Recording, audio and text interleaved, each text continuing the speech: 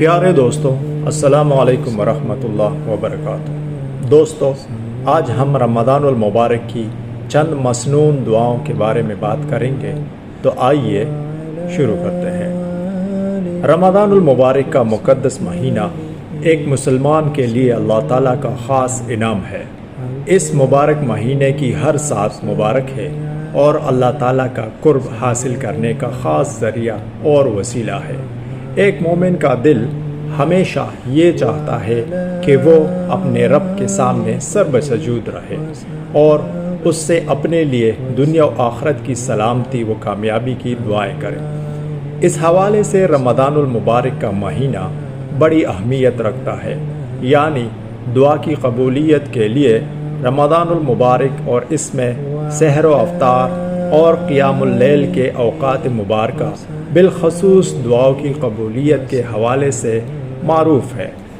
احادیث میں اللہ کے نبی صلی اللہ علیہ وآلہ وسلم کی ایسی کئی دعائیں موجود ہیں جن کی آپ صلی اللہ علیہ وآلہ وسلم نے خاص طور پر رمضان کی نسبت سے اپنے صحابہ کرام اور ان کے واسطے سے امت کو تاکید فرمائی ہے۔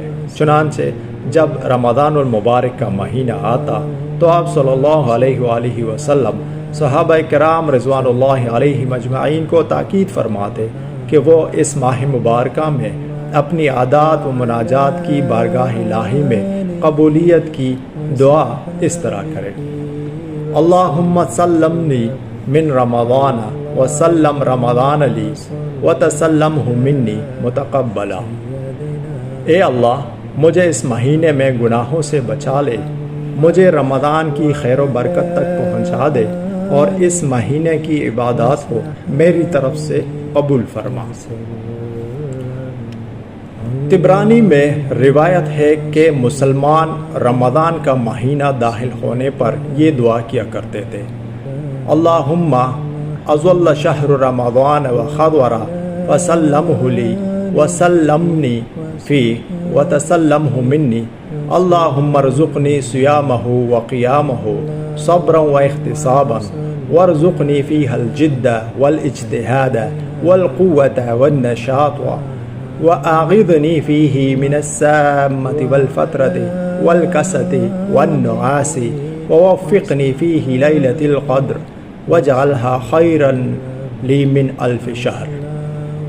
اے اللہ، رمضان کا مہینہ قریب آ گیا، پس اس مہینے کو میری سلامتی کا ذریعہ بنا اور مجھے اس مہینے میں گناہوں سے محفوظ فرما اور میری طرف سے اسے سلامتی والا بنا دے۔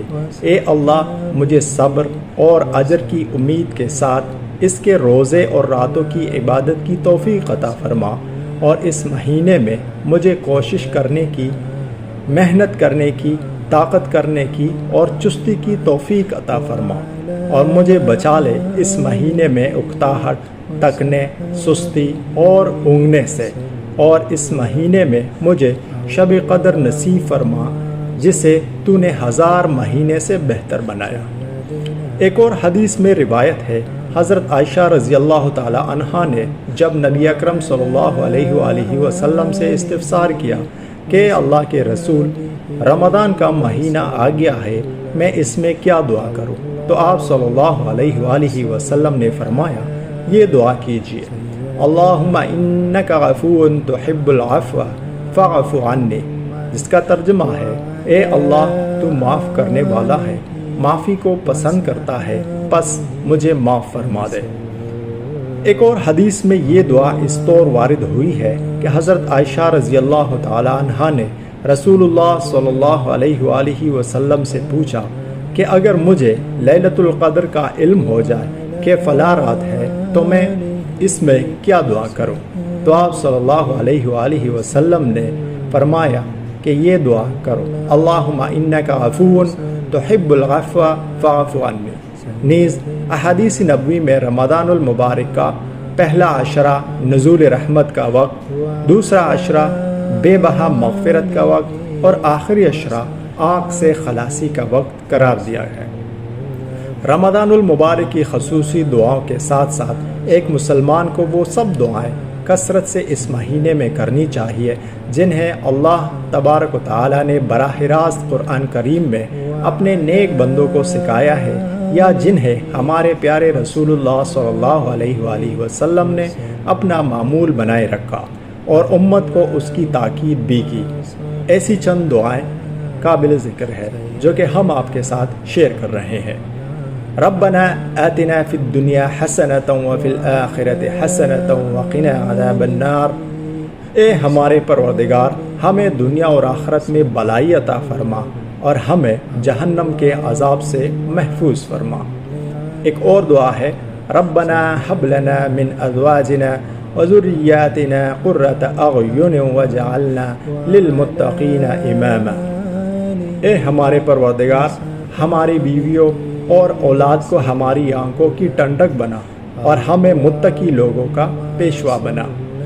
ایک اور دعا ہے رب اجعل لی مقیم الصلاۃ ومن ذریتی ربنا وتقبل دعاء ربنا اغفر لی ولوالدی وللمؤمنین یوم یقوم الحساب۔